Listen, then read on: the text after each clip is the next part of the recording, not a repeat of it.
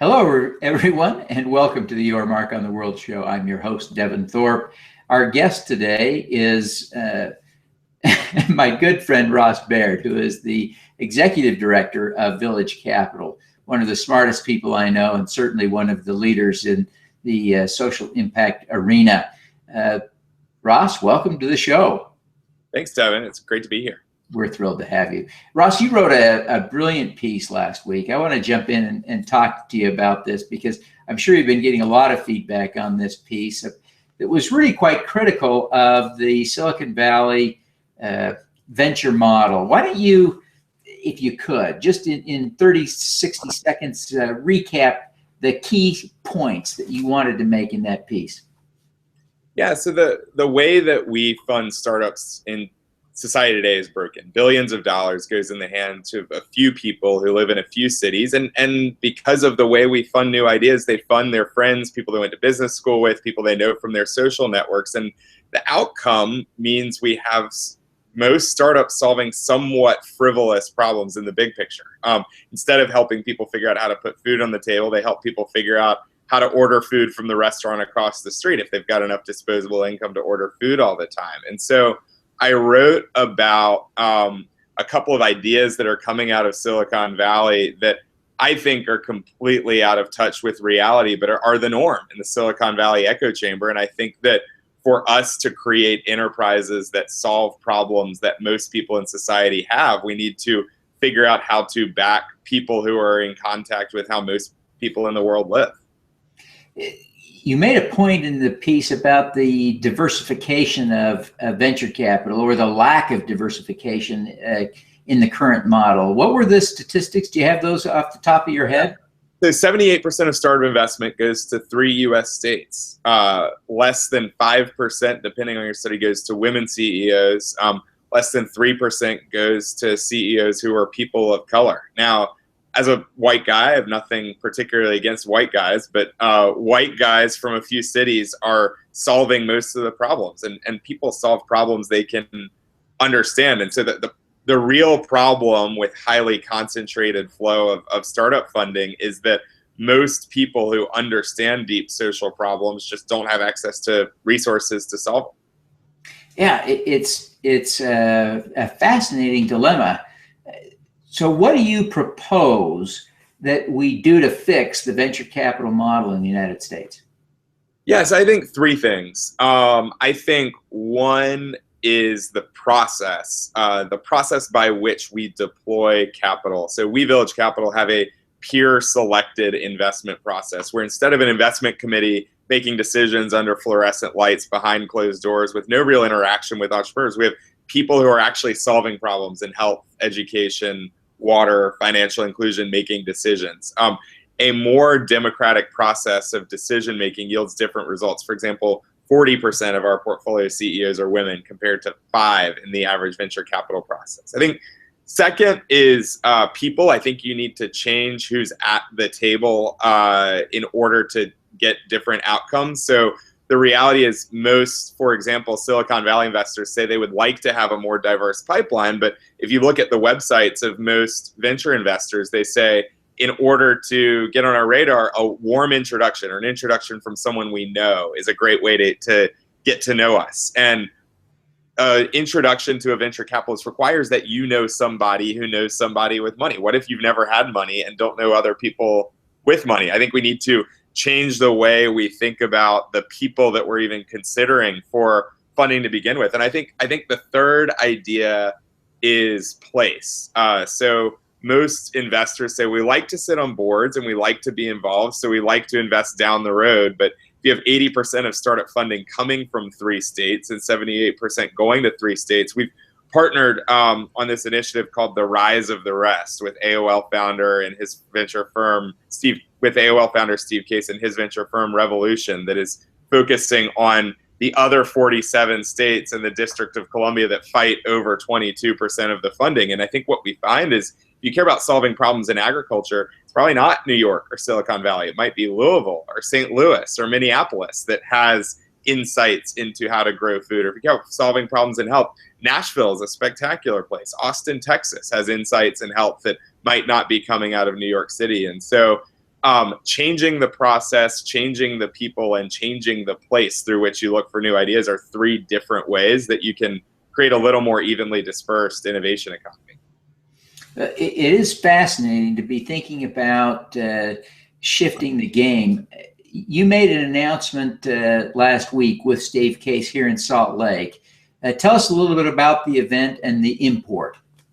So we announced a new initiative called VilCap Communities that has the basic promise that if your city or your community thinks you've got the people, you've got the resources to solve a big problem in society, we'll work with you to build an army of entrepreneurs attacking that problem. So like I said, we think, for example, that Minneapolis is a better place to solve agriculture, food and agriculture problems in our country than most places in the country. And we're working with a group called the Minnesota Cup to develop a community of entrepreneurs and accelerator program and make seed investments in Minnesota working on food and agriculture programs.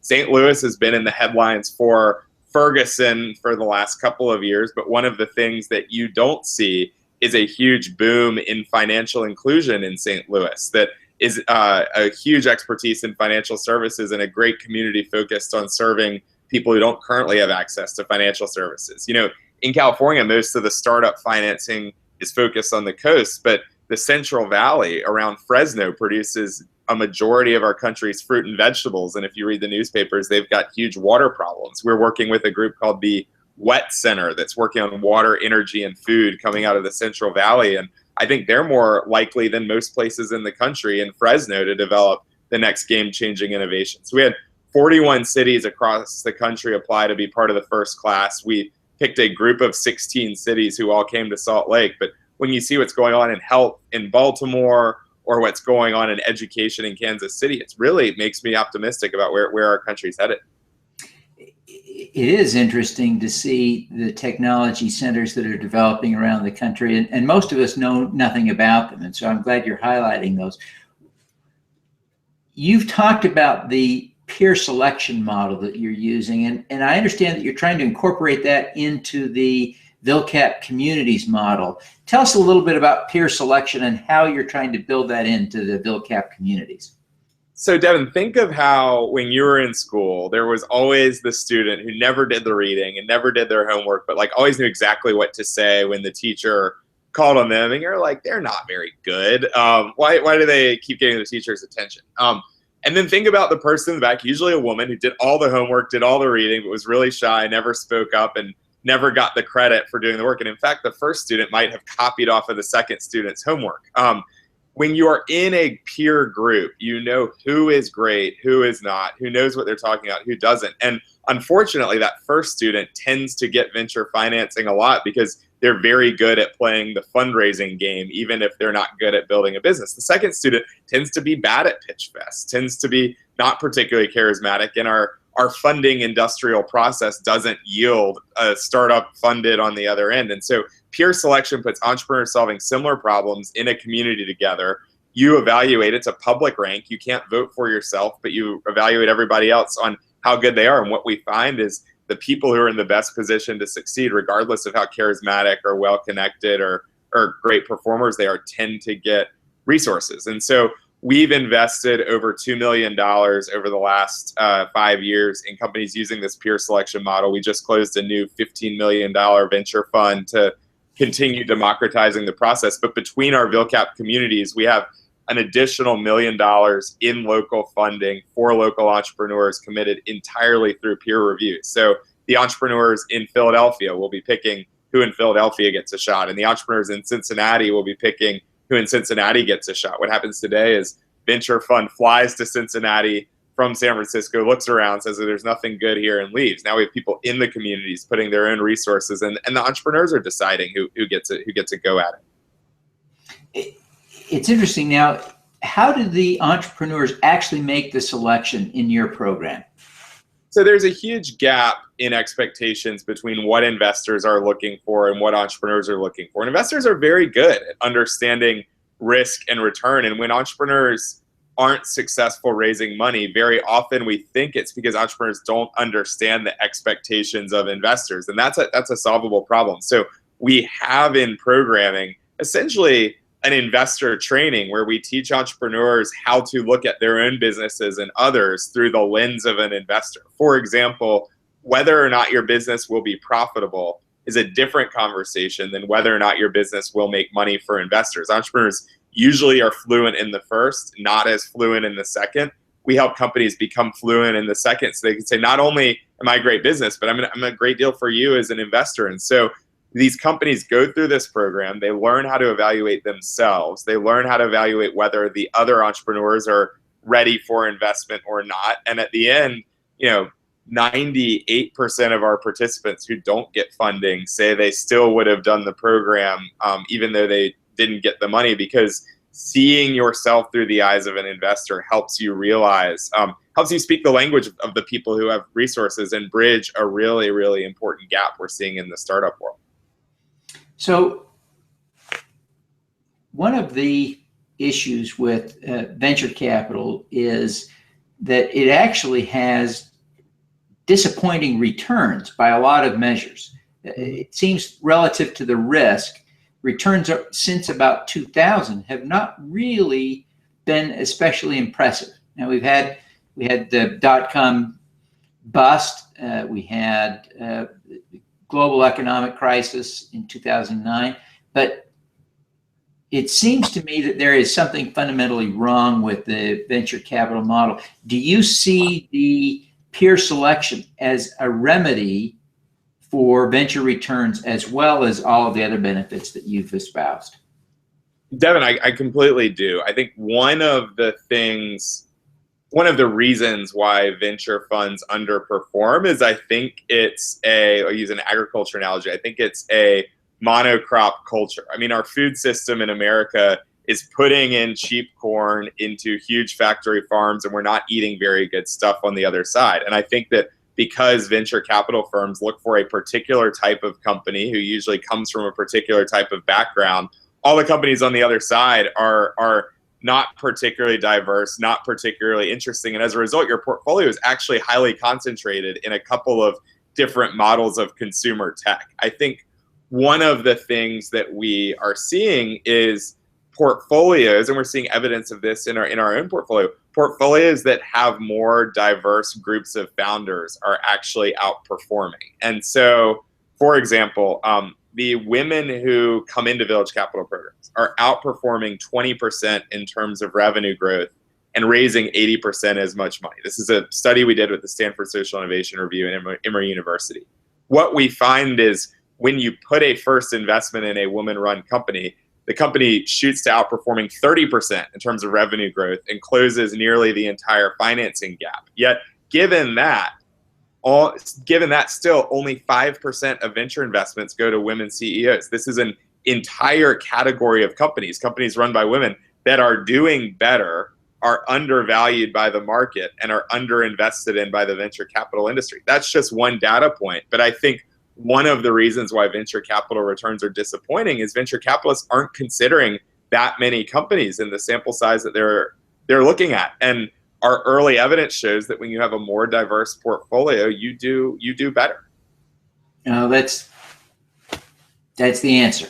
Well, listen, Ross, I want to take advantage of the opportunity to visit with you to get a couple of personal insights. As Village Capital has developed its success and reputation around the country, you have earned a well-deserved reputation for being a brilliant player in this space. Well, who do you in turn look up to? Who's your role model?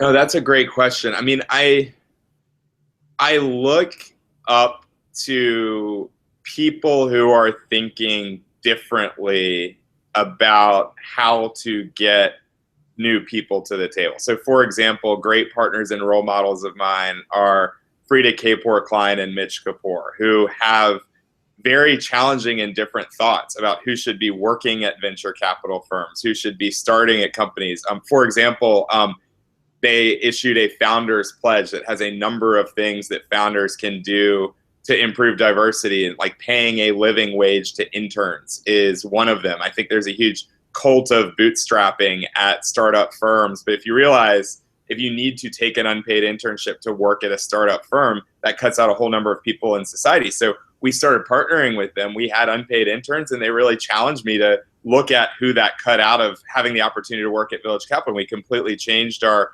intern and human capital policy as a result. So I think that people who are willing to set an example, and also people who are willing to challenge me to do things a bit differently. I mean, Jim Sorensen is our board chair, and we first started working together, and Jim is invested in our fund, and Jim got our financial returns, and he got our impact metrics. And Jim said, these impact metrics aren't nearly as good or thoughtful or as rigorous as financial returns. And look, like, I'm a pretty unhappy investor because this is not as good as it could be. And I know there's a big conversation around impact metrics in the impact investing world. And I would say the conversation will only become real for most teams when investors are rigorously asking for good metrics. And I mean, Jim was a very early investor, and we set a really great culture of rigorous impact assessment from the beginning because we had a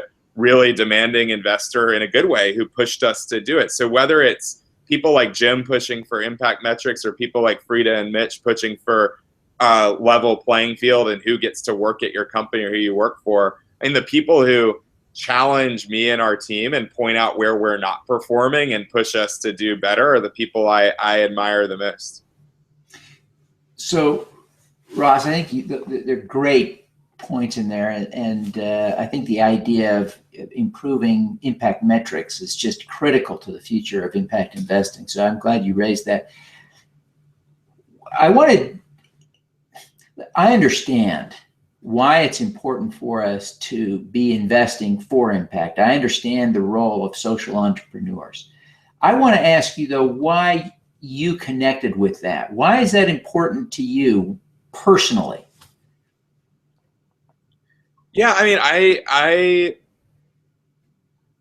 when I grew up, the most, when I grew up, I think the most important time I spent as a kid was the time I spent at my church. We had a great youth ministry, and we did a lot of wonderful things on the weekends. And another one of my role models is my youth pastor, Michael, who like really put a spirit of service into everybody who went to the church. It was really, really great community. And I recognize that most of society, you have something that means something to you, whether it's your church or your place of worship or your temple or your mosque or whatever. There's something that means something to you on a deeper level. It might be your friends, it might be your family, and that's what you do in your meaningful time. And then you have your job. And I think when I grew up, I thought I would be like in the nonprofit industry because I wanted to translate that something that meant something to me to my day job. And the only real language I had for that was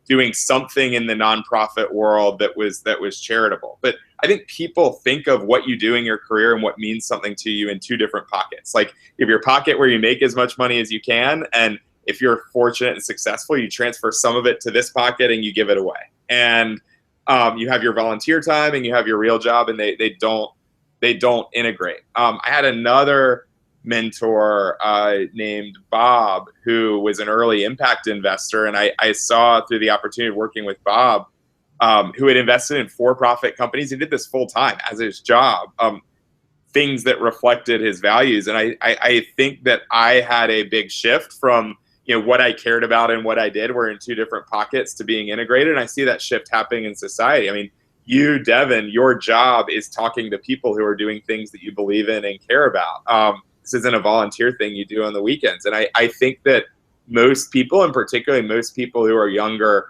really want this integration. I know I do. And so I really had a great community and some great role models. And I was really fortunate growing up. And I thought for a long time, like, this is the stuff I get to do on weekends when I'm older. And I had a couple of great role models who said, hey, you can do a job. You can run an investment firm that does the things every day that you value in your community with your family. And so I guess this shift from two pocket to one pocket is what motivates me, wanting to integrate everything I do with the things I care about. And I see an avalanche of people more and more every day exponentially wanting to do this. Now, this is great. We've got just a few seconds left. Ross, tell us, if you can, give us your impact hack, some way that we can do more good in the world.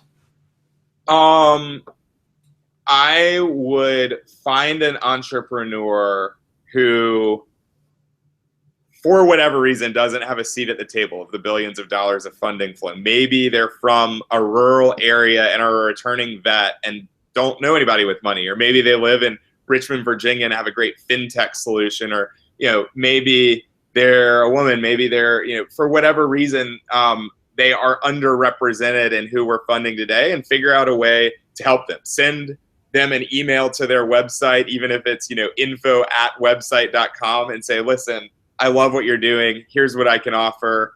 What do you need? So find a entrepreneur in the 24 hours after you see this video who, for whatever reason, is not in the mainstream combination, and just offer how you can help. They'll be shocked because no one's probably ever contacted them out of the blue, but you will be surprised if you hit up people out of the blue and say, love what you're doing. How can I help? Fantastic. Great tip. Great tip. Well, Ross, before you go, tell us how people can get in touch with you and learn more about your programs. So our website is vilcap.com, VILCAP.com. My Twitter handle is @RossBaird. Our Twitter handle is @VillageCapital as a firm. Follow that. We have updates of all the stuff we're doing. If you want to get in touch with me or a team, send me an email, ross@vilcap.com. And I'll make sure you get in touch with the right person on my team who can help you. And if you're one of the entrepreneurs out there who's listening and says, this is great, I kind of feel cut out of the conversation, again, send me an email, ross@vilcap.com. We've got team members working on health, energy, financial inclusion, education, agriculture. We'll make sure you get to the right person, and we'll see what we can do. Fantastic. Ross, thank you very much for being with us. We wish you every success in the great work you're doing. Thank you, Devin. Keep up the great work on this show. It's an inspiration. Well, thank you. Let's do some good. Thanks.